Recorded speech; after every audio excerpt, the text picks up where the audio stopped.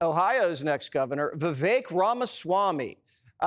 This looks like a real cluster down in Washington. What was the point of all this, Vivek? It's a good question to step back and ask rather than just going through the motions. I do think Republicans won this, and that's great. But the reality for the long run of the country, Jesse, is that we do have a national debt crisis that is loading up gradually over time. It's 38 trillion now. It's on track to be 50 trillion up to that number by 2030. And Republicans have done a good job of focusing on certain spending reforms. But the point of this is to make sure that the government operates within a budget. The Democrat Party has exhibited all but no care for this. And I think it's worth us remembering that the next time we go around, it is up to those same Democrats to offer a vision for if they're not actually controlling the spending of the government, then what exactly is their plan to address that national debt that falls on the shoulders of our kids and their generation? By the way, government spending is the root cause of inflation. So Democrats can talk about affordability all they want. I think a lot of their spending plans are responsible under the Biden years and beyond for what that inflation actually looks like for Americans. That's what the motions are all about.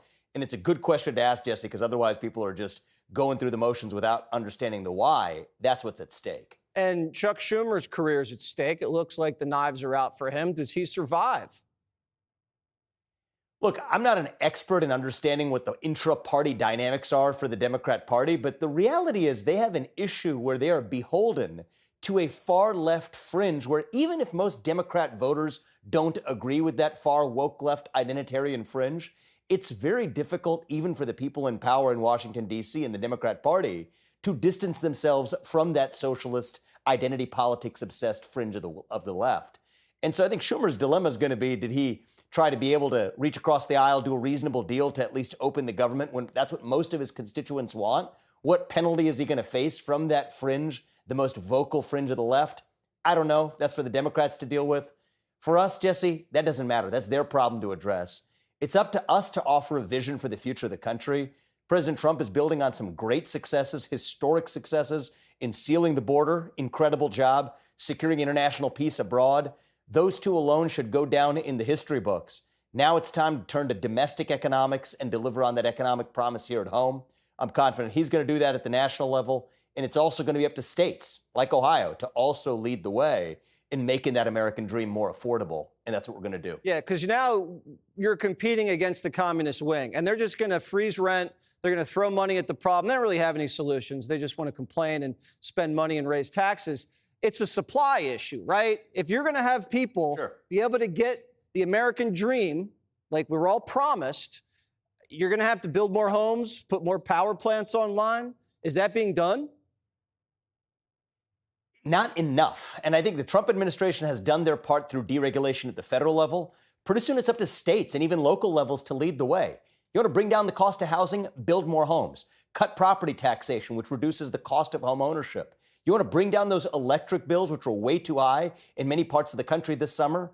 Build more power plants, produce more natural gas, produce more actual energy. You want to bring down inflation, have the government stop spending so much money, which is what these shutdown theatrics are all about.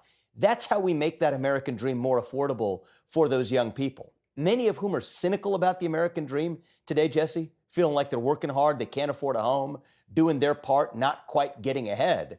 That's because it is failed left-wing government policies getting in the way. Cut through that red tape, unleash supply. That's how we lift this country up economically.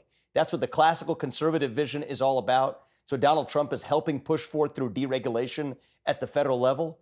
It's our job at the states to do our part as well. And I'm confident that voters, whether they're traditionally, historically Democrat or not, want a more affordable American dream, want to be able to get ahead. That's what we stand for. It's common sense. 80% of this country agrees, and that's what we're going to deliver. You know, it's common sense for us, but the Democrats who run the cities, they don't have it. And so you're up against these socialist mayors that don't want to do what's right.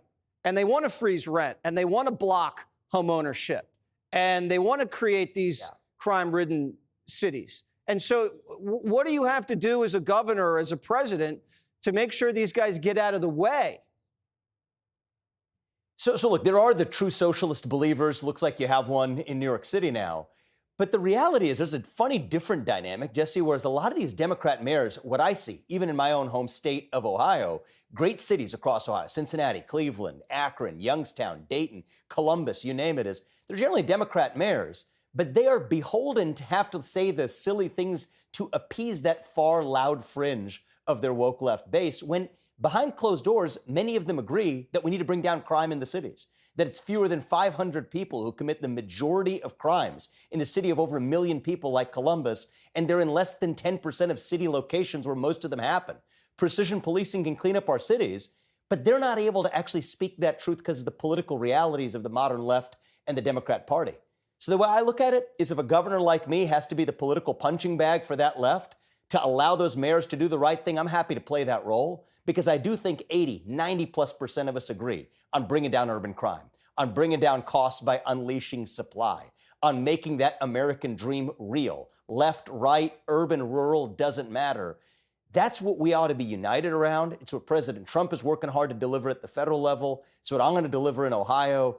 That's what makes America great. And you know what unites people, Jesse, is bring down crime, make life more affordable and more prosperous. It's amazing what kind of unity we're going to be able to bring when we deliver on that economic promise. And do you think you'll be able to get some deliverables before the midterms? So look, I'm on the ballot in that midterm. So I think at the state level in Ohio, we're playing for after that. But at the national level, I think it's going to be gradual. I think it does require some level of patience. We had 4 years of government overspending under Biden, 4 years of millions, maybe even approaching double-digit millions of people entering the country illegally at the southern border, crime running rampant. That's not going to be fixed overnight. A lot of it has turned around. The country is palpably safer today in cities across the country. The border is sealed. We have major wars in other parts of the world that were major risks for the U.S., both lives and in those parts of the world and U.S. spending that are now off the table. That's major progress in a short 9, 10, 11 months. But we will continue to have our work cut out for us and continue to execute. So I hope those results will continue to bear fruit. I think one of the things that we got to do a better job of as Republicans is to remind voters of those successes. The border is sealed, and that's why you see border security go down on the list of voter concerns, because we actually solved the problem led by President Trump. So I think it's our job to remind the voters of those successes, while also being clear that we're not complacent and resting on our laurels. We hear people who are suffering from higher electric bills, from housing costs that appear out of reach, but we need the true conservative solutions rather than the socialist communist solutions offered by the Mamdani left. We have a better way that most Americans agree with. And I think if we're able to explain that to people, we're going to be successful in the midterms and build on a foundation that, you know what, a few years from now, we're not going to be talking about making America great again. We're going to be talking about continuing to make America greater than we have ever been. And I do believe, not in some fake politician way, but in a true way, that this country's best days and my home state's best days are actually ahead of us. We got to continue speaking to that, not be thrown off our tilt by a lot of the shenanigans from the left or wherever else it comes from. And as long as we stay clear about that vision, we're going to be in good shape, Jesse. All right. We got a lot of momentum. You just got to keep it going. Vivek, thank you so much and good luck over there in Ohio. Click here to subscribe to the Fox News YouTube page to catch our hottest interviews and most compelling analysis. You won't get it anywhere else.